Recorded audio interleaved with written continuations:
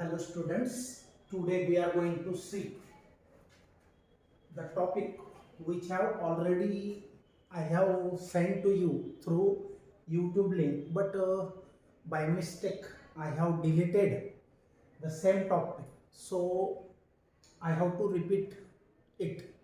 So I am going to start again. Once again, few of the students have not seen the topic, so I am repeating repeatedly. I am made this video of the same topic. So listen all of you. Topic number 1.3.2, well or wall of death. वेल म्हणजे विहीर, wall म्हणजे भिंत. ही वेल आहे आणि ही साईडला round अशी wall म्हणजे भिंत असते. याला ऑफ डेथ, डेथ म्हणजे मरण, तर याला हिंदीमध्ये म्हणतो आपण मौत का कुआ. आता मराठीत का लिहिलं नाही, तर हिंदीमध्ये हे जे वर्डिंग आहे ते जास्त फेमस आहे, तुम्हाला लवकर समजेल. आणि बऱ्याच जणांनी मौत का कुआ पाहिलेला आहे. मोटरसायकल अथवा फोर व्हीलर सुद्धा या वेलमध्ये आडवी फिरू शकते, आडवी. तर आपल्याला या टॉपिक मध्ये काय शिकायचं आहे, तर आपल्याला एक्सप्रेशन मिळवायचे. एक्सप्रेशन म्हणजे काय, फॉर्म्युला मिळवायचा आहे. कशासाठी बघा, expression for minimum safest velocity or speed.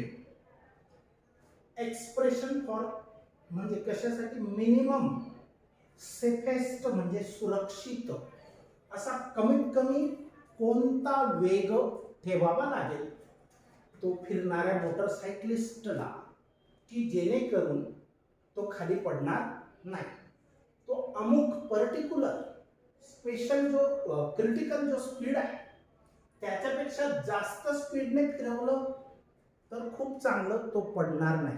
परंतु त्या अमुक एका स्पीडपेक्षा कमी स्पीडने जर फिरवलं मोटरसायकल अथवा व्हेकल, तर तो खाली पडण्याची शक्यता आहे. का, तर ग्रॅव्हिटी, अर्थची ग्रॅव्हिटी नेहमी प्रत्येक वस्तूला तिच्या सेंटरकडे ओढत असते, अट्रॅक्ट करत असते.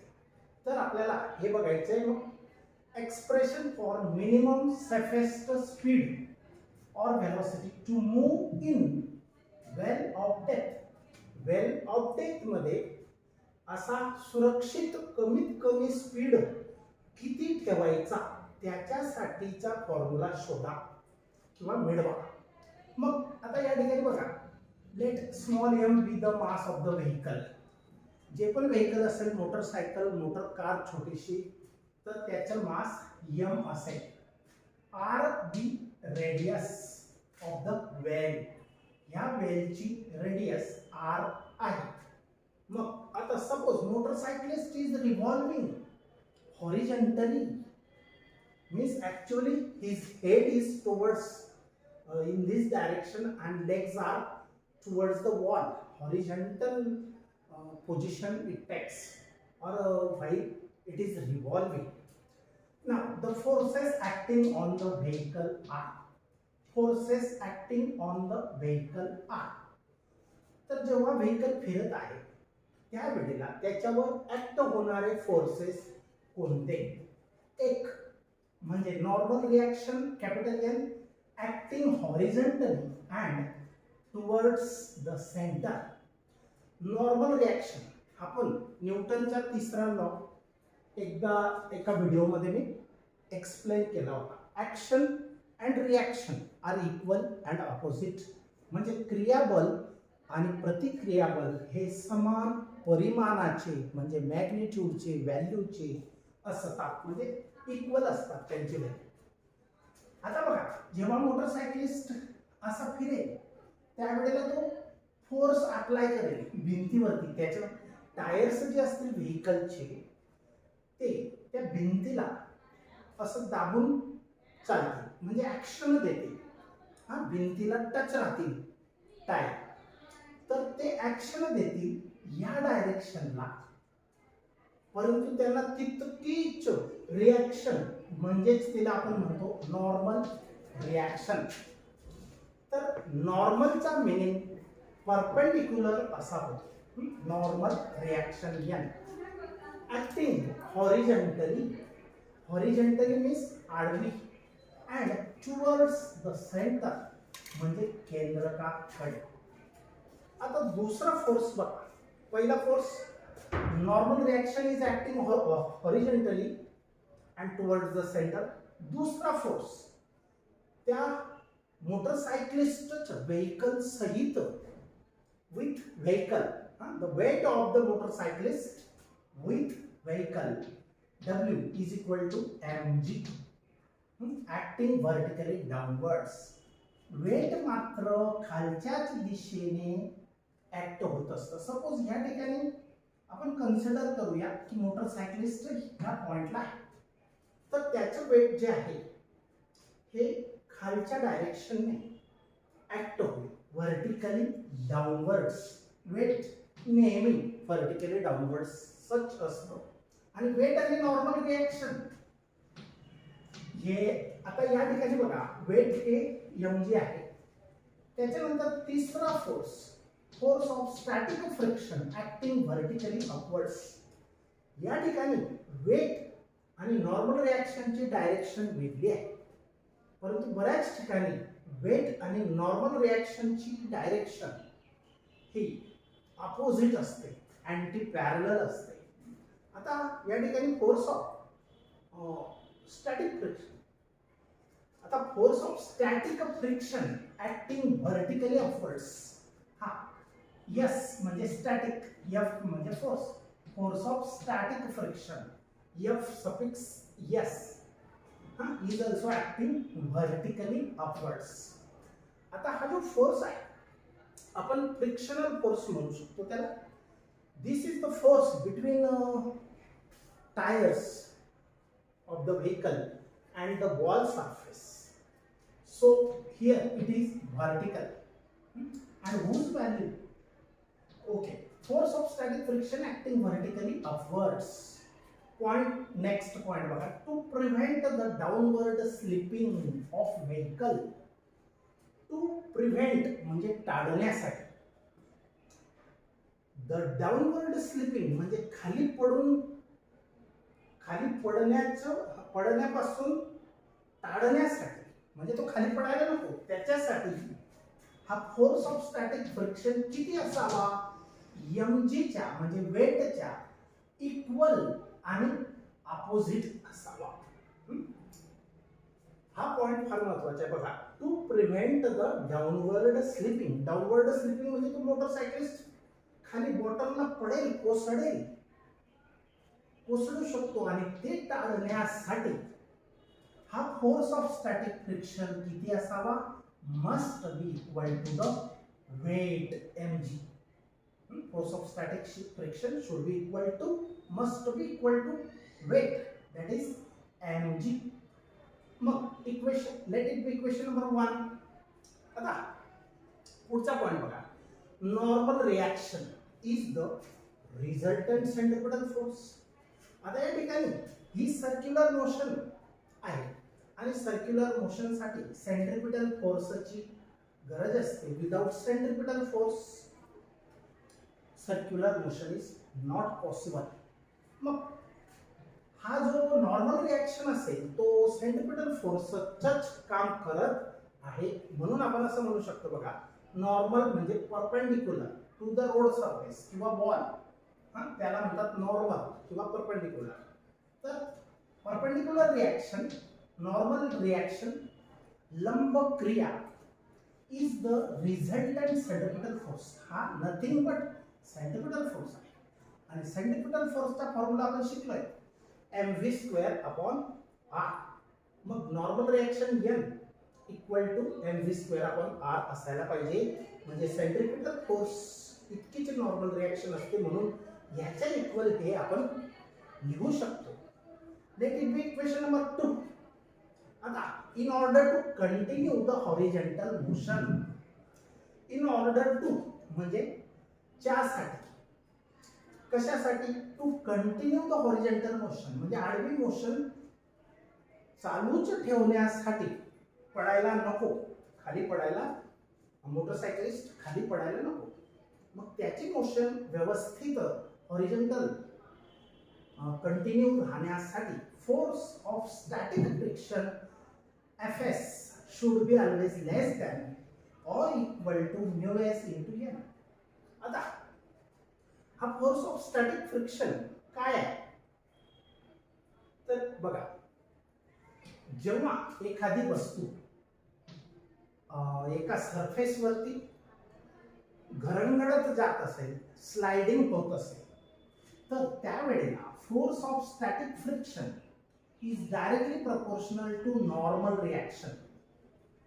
आता नॉर्मल रिएक्शन, आता एखादा सपोज हा टेबल आहे, या टेबलवर हा ठोकळा आहे, ब्लॉक, वुडन ब्लॉक, हा इकडे ओढला समजा दोरा लावून, इथं हुक वगैरे अटॅच करून घ्यायचा आणि दोरा लावून ओढलं, तर या दोन सरफेस मध्ये वुडन ब्लॉकचा बॉटम सरफेस आणि टेबलचा अप्पर सरफेस यांच्यामध्ये फ्रिक्शन होतं.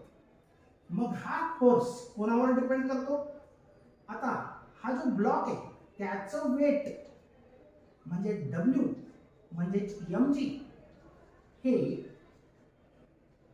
ऍक्शन मिळते टेबलला, तो ब्लॉक त्याच्या वजना इतकी ऍक्शन करतो म्हणजे क्रिया देतो, आणि त्यालाच रिॲक्शन म्हणजे तिला आपण नॉर्मल रिॲक्शन असं म्हणतो, आणि ती सुद्धा वेट इतकीच म्हणजे mg इतकीच असते. आणि मग हा जेवढा फोर्स ऑफ स्टॅटिक फ्रिक्शन लावणार तुम्ही तेवढी नॉर्मल रिॲक्शन ला तो फोर्स ऑफ स्टॅटिक फ्रिक्शन प्रमाणात असतो किंवा प्रपोर्शन मध्ये असतो. तर अशा प्रकारे मग आपण या ठिकाणी याला इक्वॅलिटी करायची असेल या इक्वेशनला, तर काय करावं लागेल? एखादा कॉन्स्टंट ठेवावा लागेल.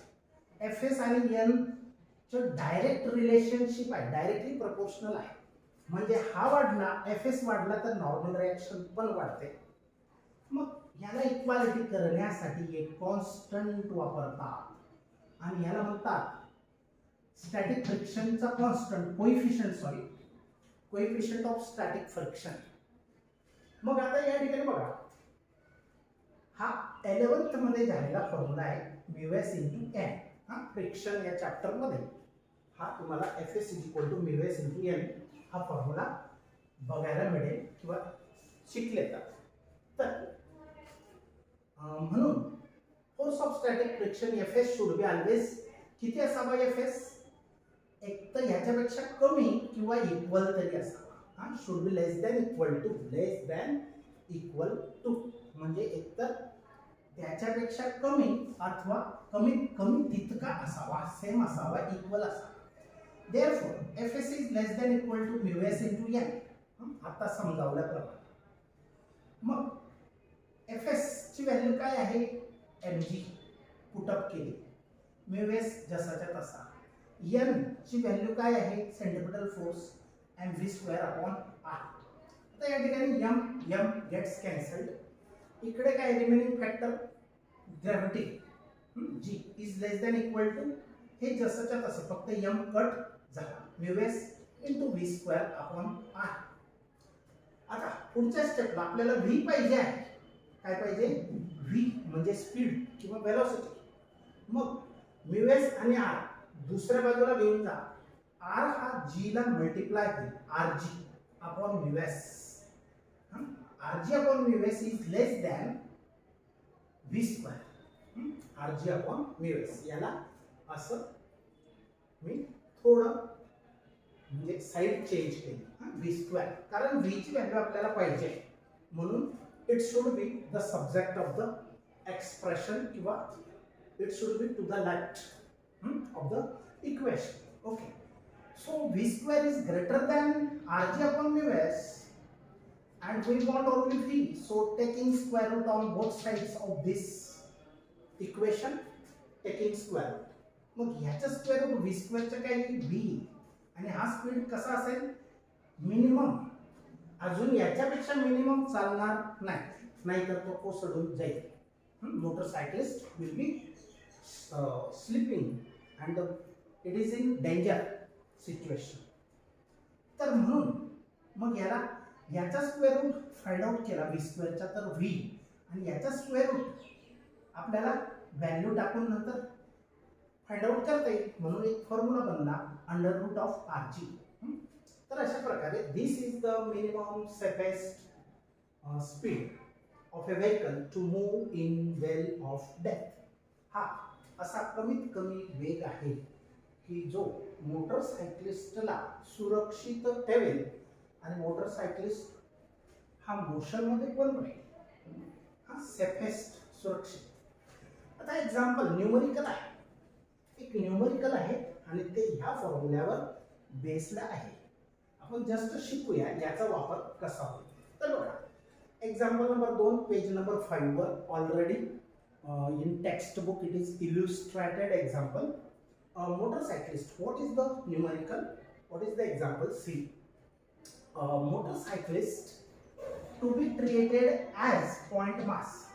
जसं to be treated as point mass म्हणजे काय, जणू काही मोटरसायकलिस्ट या पॉइंटला आहे, हा पॉइंट म्हणजे मोटरसायकलिस्ट आहे असं ट्रीट करा किंवा माना, समजून घ्या किंवा मानूया. Is to undertake horizontal circles inside the cylindrical wall of a wheel. म्हणजे मोटरसायकलिस्टला पॉइंट मास समजा आणि तो अंडरटेक हॉरिझॉन्टल सर्कल्स म्हणजे ह्या हॉरिझॉन्टल सर्कल्स मध्ये फिरत आहे inside the cylindrical wall of A whale.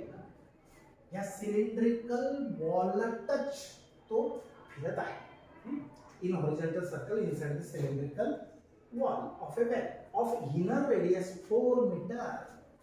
याची रेडियस किती आहे त्या वेलची 4 मीटर म्हणजे 400 सेंटीमीटर. पण metre is the SI unit, so there is no need to change it. Don't change. त्याच्यानंतर coefficient of static friction between tires and the wall is 0.4 or simply 0.4. मग हा coefficient between tyre and wall हा दिलेला 0.4. Coefficient means mu S, coefficient of static friction. Mu S is equal to 0.4. Okay, now calculate the minimum speed.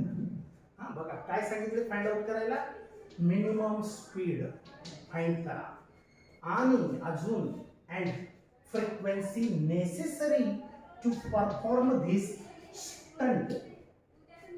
किती frequency ठेवावी लागेल to perform दिस म्हणजे पूर्ण करण्यासाठी, हा टास्क पूर्ण करण्यासाठी किंवा स्टंट पूर्ण करण्यासाठी. कारण मौत का कुआं म्हणजे डेंजर स्टंट आहे. हा स्टंट माहिती की नाही. तर use G is equal to 10 metre per second square. तर बघा डेंजर ऍक्टिव्हिटी करण्याला स्टंट असे म्हणतात. मग याच्यात आपलं शरीराचं नुकसान सुद्धा होऊ शकतं. तर वेगवेगळे स्टंट असतात. तर इथला स्टंट म्हणजे मौतचा कुआं.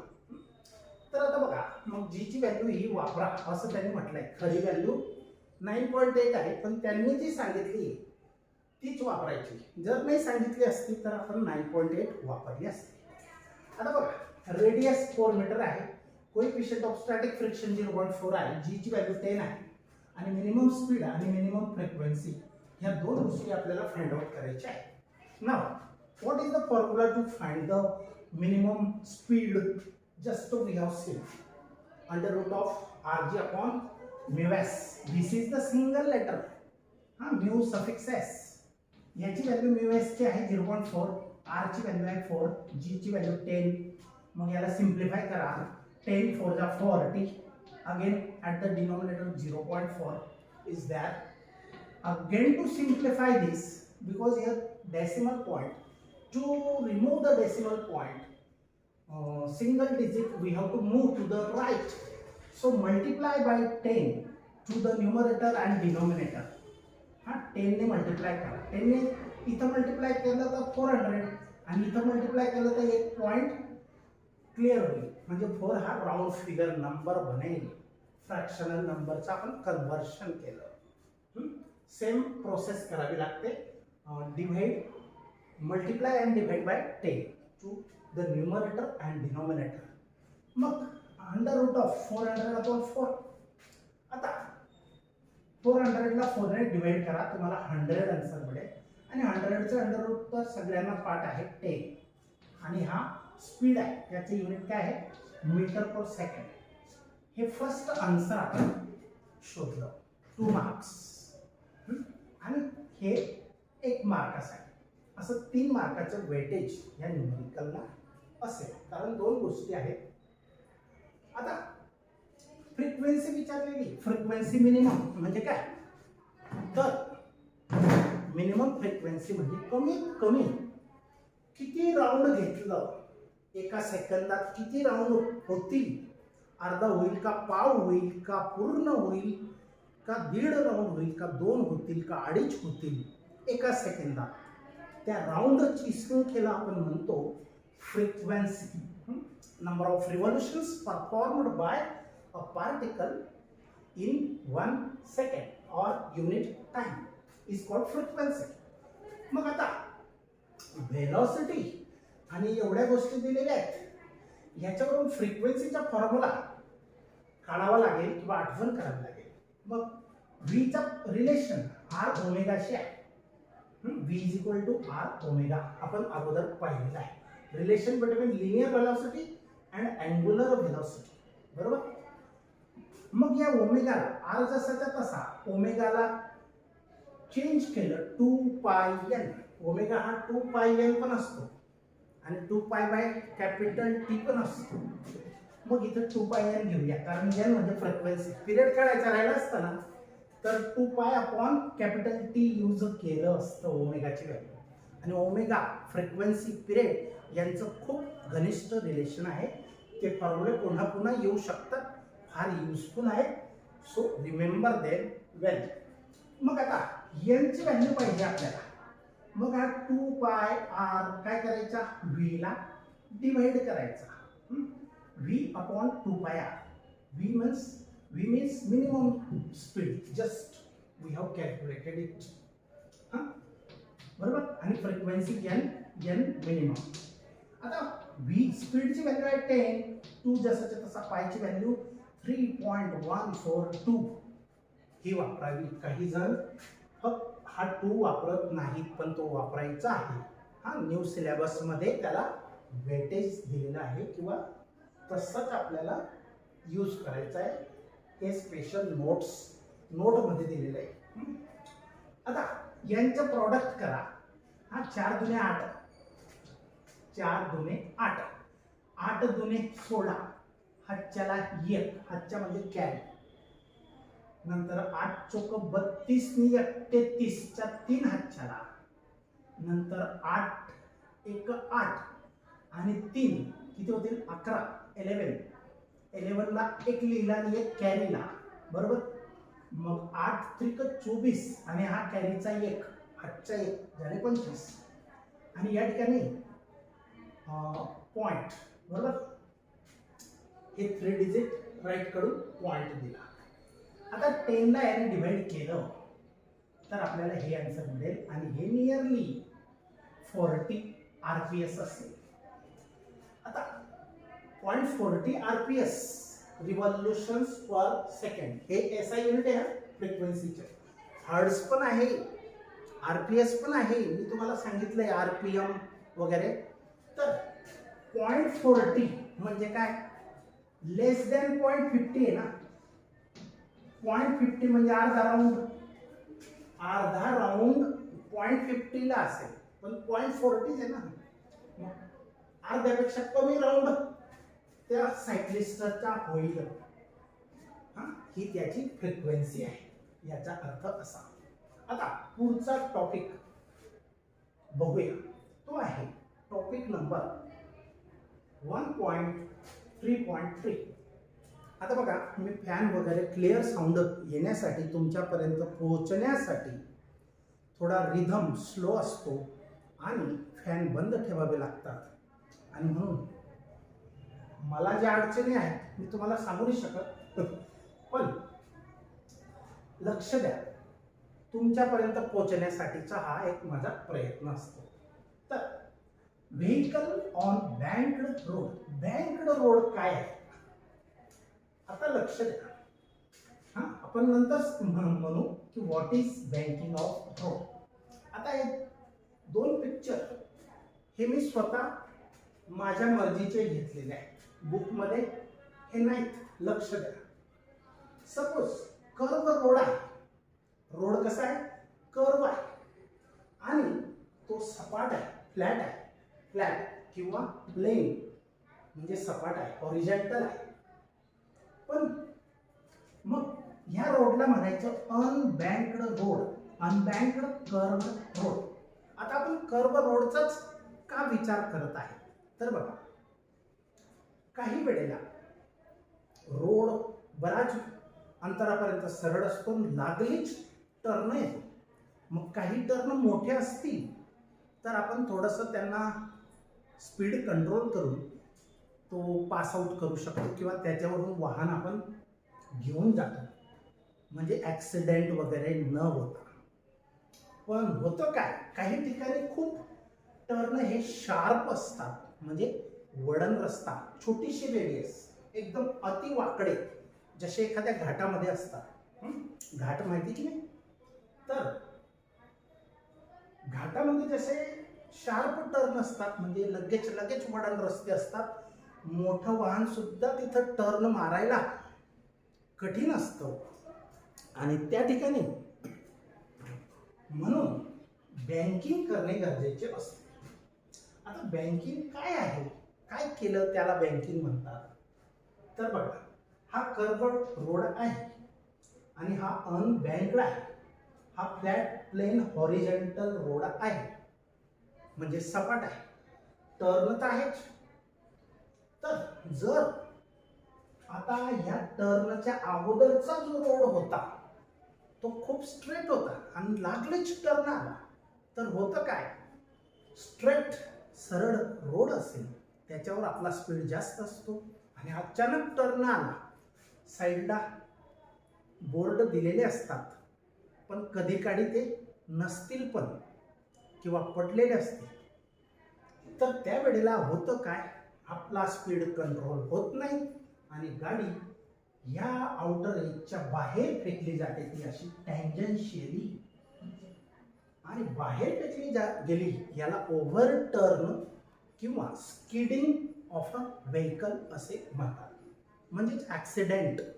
मग काही पण घडू शकतं.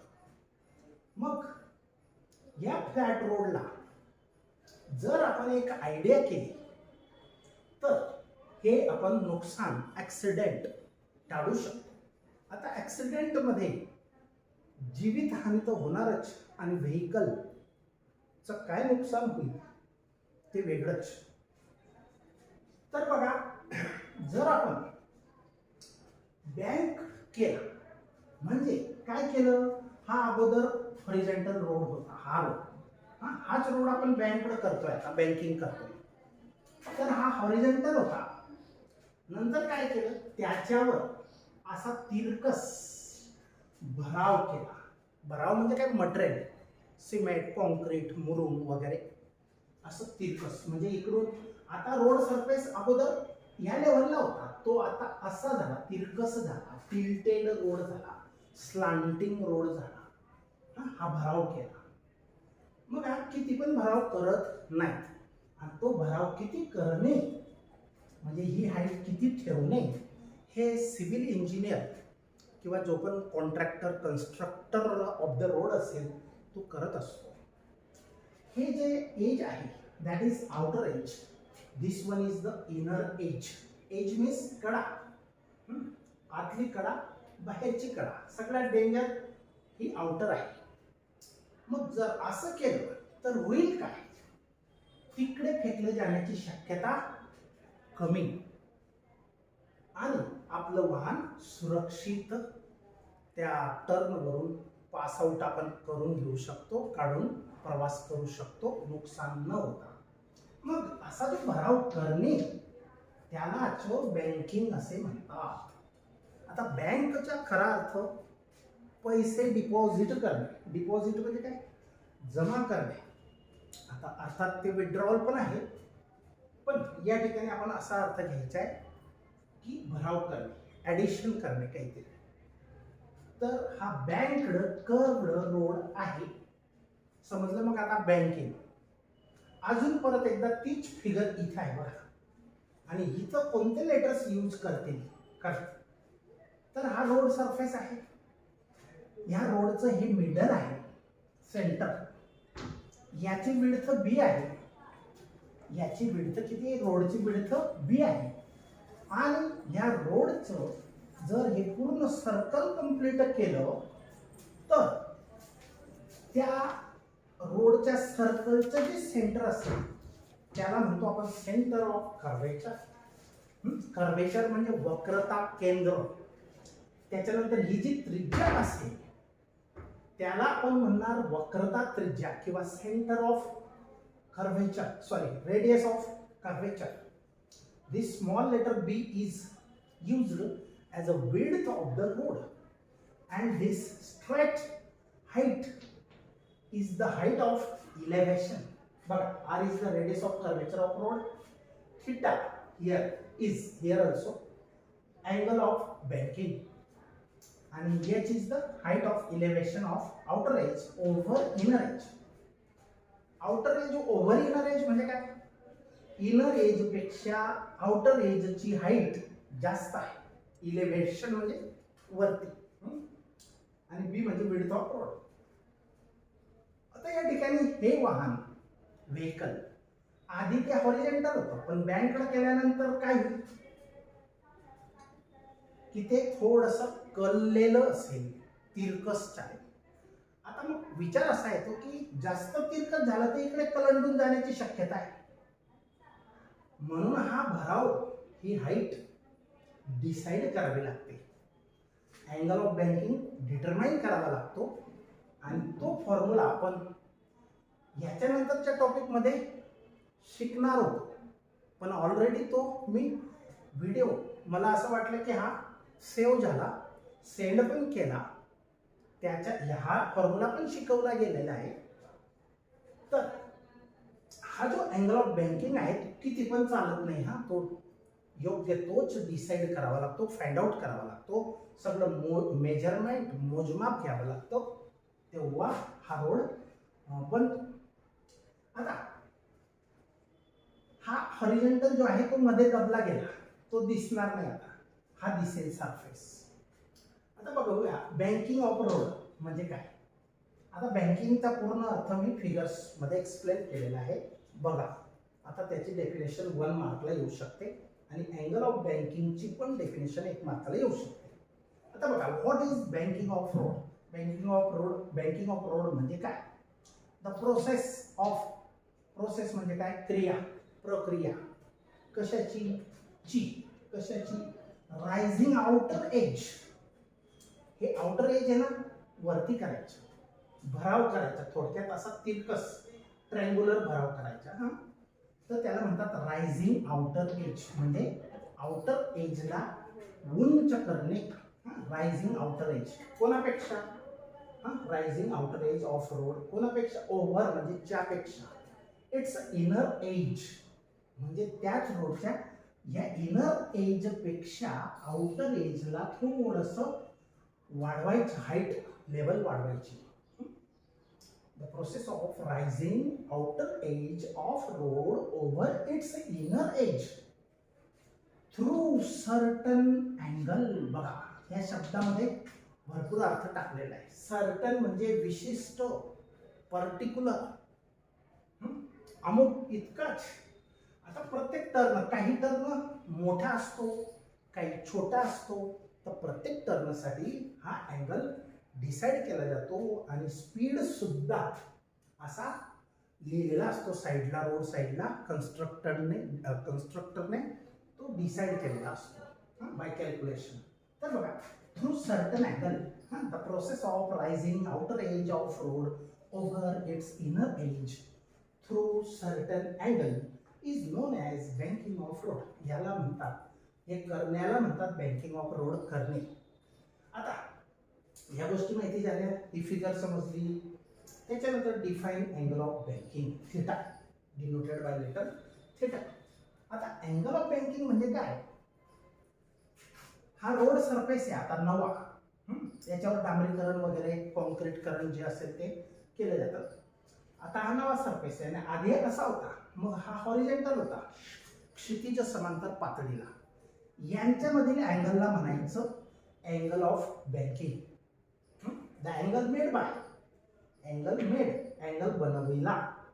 कोण बनविला? कोणी? Angle made by the surface of road.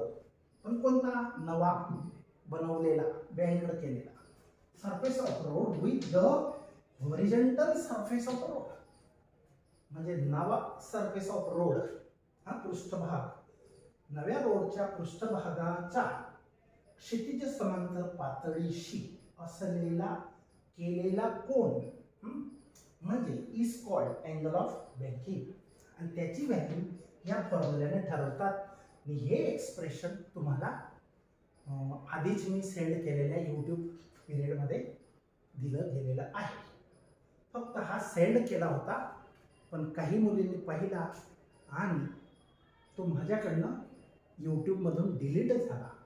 आणि म्हणून काही जणांचं, बऱ्याच जणांचं बघायचं राहून गेलं. त्याच्यासाठी परत रिपीट हा घ्यावा लागला.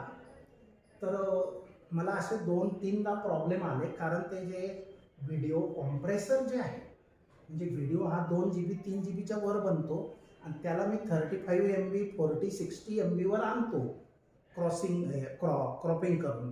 तर त्याच्यासाठी ते करत असताना माझ्याकडनं मिस्टेक झाली. ओके, तर त्याच्यामुळे हा परत घ्यावा लागला. ज्यांनी बघितला आहे ते बघायची गरज नाही. रिपीट तुम्ही any time anywhere at repeated times you can complete your understanding each and every concept I am going to clear for you. Okay, the angle made by the surface of road with the horizontal surface of road, horizontal surface of road is called angle of banking, and theta is equal to tan inverse v square upon rg is the formula to determine it. Now we'll stop here.